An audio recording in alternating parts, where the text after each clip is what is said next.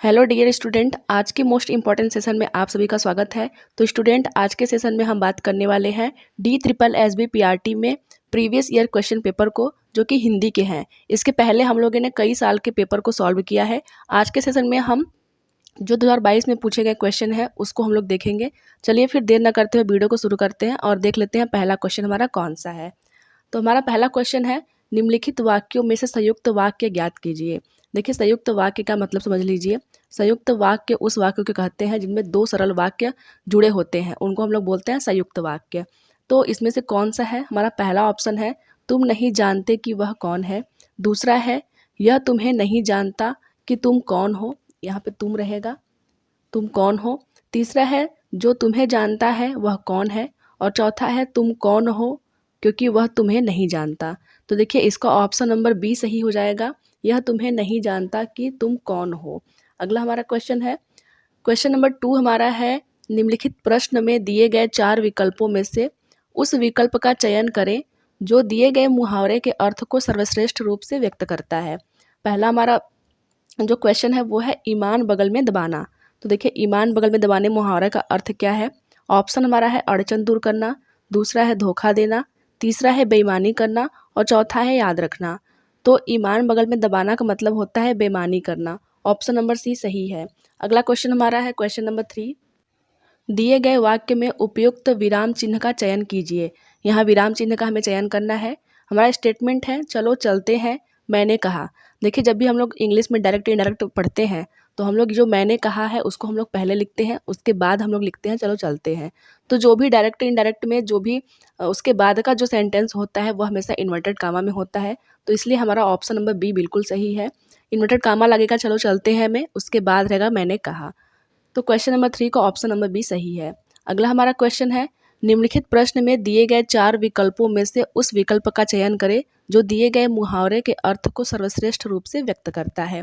हमारा स्टेटमेंट है, जबानी जमा खर्च करना। तो देखिए, जबानी जमा खर्च करना का मतलब क्या होता है? ऑप्शन है हमारा, बहुत ज्ञान होना, दूसरा है जमा पूंजी समाप्त होना, तीसरा है केवल बात और कुछ नहीं, चौथा है बिना बात की बात करना। तो देखिए, जबानी जमा खर्च करना का मतलब होता है केवल बात और कुछ नहीं। ऑप्शन नंबर सी सही है। अगला हमारा क्वेश्चन है, निम्नलिखित वाक्य में रेखांकित भाग का वाक्यांश के लिए उचित शब्द का चयन कीजिए।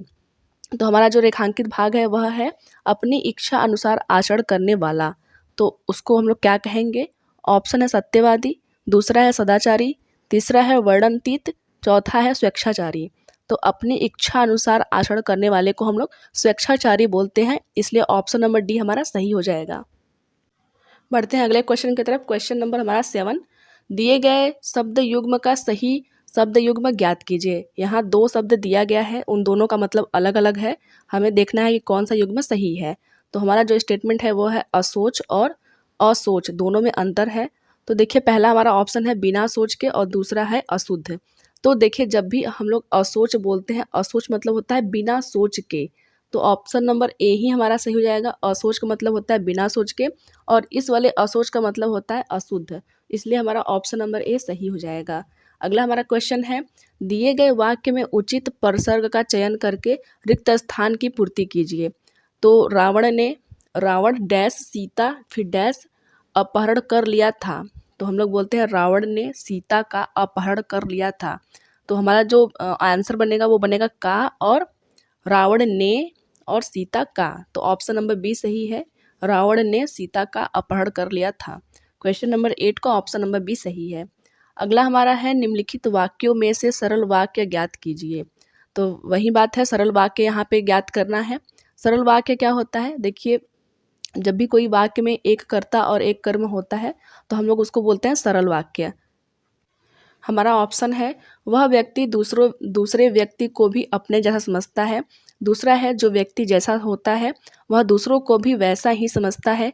तीसरा हमारा ऑप्शन है, वह व्यक्ति ऐसा होता है इसलिए दूसरों को भी अपने जैसा समझता है। चौथा है कि वह व्यक्ति दूसरों को भी अपनी तरह समझता है। तो हमारा ऑप्शन नंबर डी सही हो जाएगा, जो डी है वह एक सरल वाक्य है। अगला हमारा क्वेश्चन है, क्वेश्चन नंबर 10, दिए गए वाक्य में उपयुक्त विराम चिन्ह का चयन कीजिए। तो हमारा जो स्टेटमेंट है वह है आज एमए परीक्षा के नतीजे आ गए हैं। तो देखिए जब हम लोग एमए लिखते हैं, एम लिखते हैं, उसके बाद डॉट लगाते हैं, फिर उसके बाद ए लिखते हैं। तो ये जो फुल स्टॉप है वो किसी भी सब्जेक्ट के बीच में आता है जिसका हम लोग शॉर्ट फॉर्म लिखते हैं। तो ऑप्शन नंबर बी हमारा सही हो जाएगा।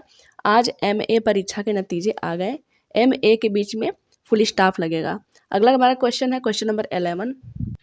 निम्नलिखित में से वर्तमान काल की पहचान क्या है। तो यहाँ वर्तमान काल की पहचान पूछा है।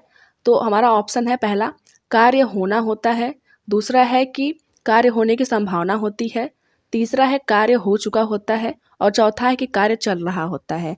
तो देखिए जब भी हम लोग वर्तमान काल की बात करते हैं तो हमारा कार्य जो है चल रहा होता है, वर्तमान में हमारा कार्य चल रहा होता है, इसलिए हमारा ऑप्शन नंबर डी सही है। अगला हमारा क्वेश्चन है क्वेश्चन नंबर 12।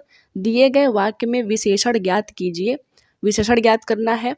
हमारा जो वाक्य है वो है थोड़ी सी नमकीन खरीद लाओ। अब देखिए यहाँ पे थोड़ी सी नमकीन खरीद लाओ, हमें कोई निश्चित नहीं बताया गया है कि कितना नमकीन खरीद के लाना है, तो इसलिए अनिश्चित परिमाणवाचक हो जाएगा। ऑप्शन नंबर बी हमारा सही हो जाएगा।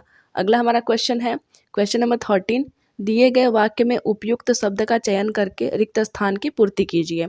तो वाक्य हमारा है न्यायालय ने अपराधी की मुक्ति का डैश दिया।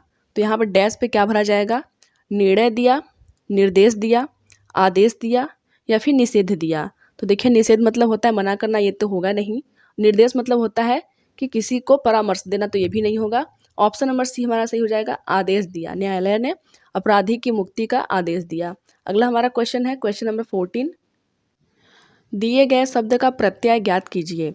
सबसे पहले हम समझेंगे प्रत्यय किसे कहते हैं। देखिए जब भी कोई मूल शब्द के बाद कोई शब्द लगता है तो उसको हम लोग बोलते हैं प्रत्यय। वहीं अगर उपसर्ग की बात करें तो अगर मूल शब्द के पहले अगर कोई शब्द लग जाता है तो उसको हम लोग बोलते हैं उपसर्ग। तो मनौती में कौन सा प्रत्यय है।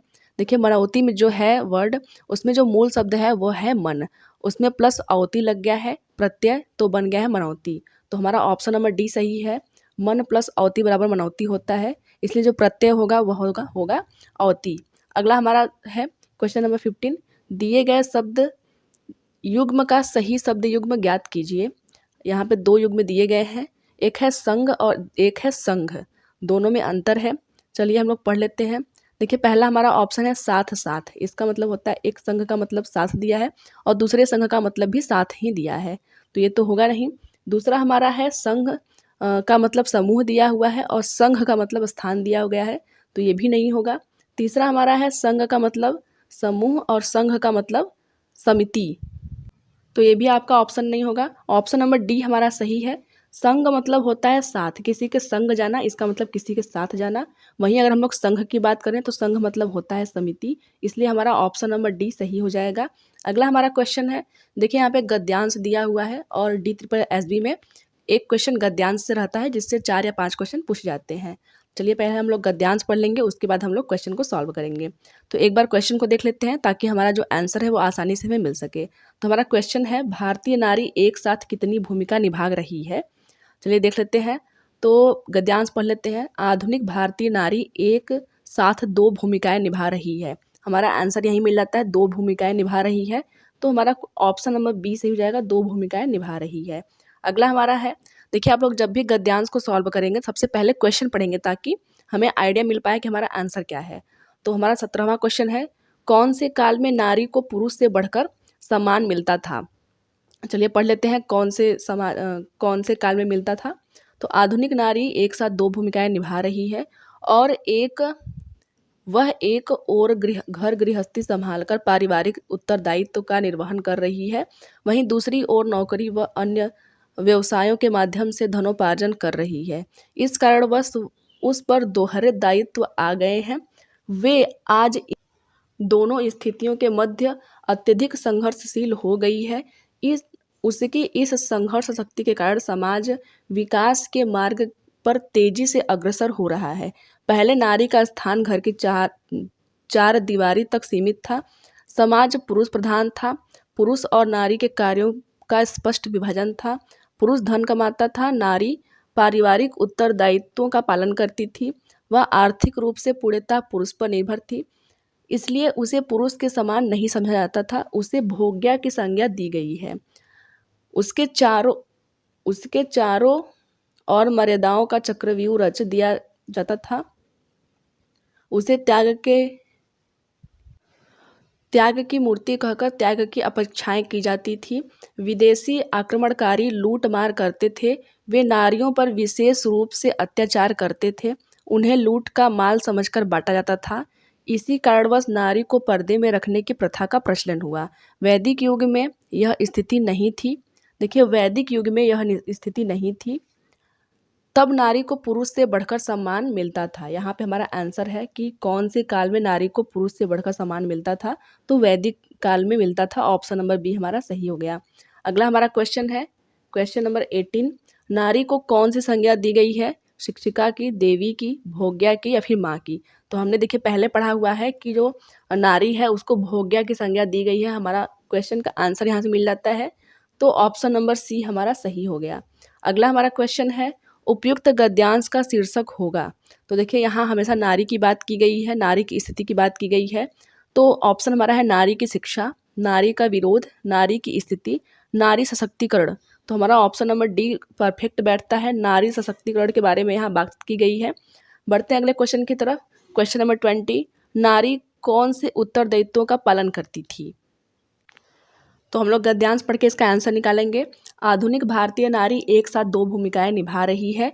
वह एक और गृहस्थी घर संभालकर पारिवारिक उत्तरदायित्वों का निर्वहन कर रही है। देखिए यहाँ पे बोला है पारिवारिक उत्तरदायित्वों का निर्वहन कर रही है। तो नारी कौन से उत्तरदायित्वों का पालन कर रही है? पारिवारिक। ऑप्शन नंबर डी हमारा सही हो गया। तो ये तो था आज का वीडियो। मिलते हैं फिर किसी वीडियो में, तब तक के लिए धन्यवाद।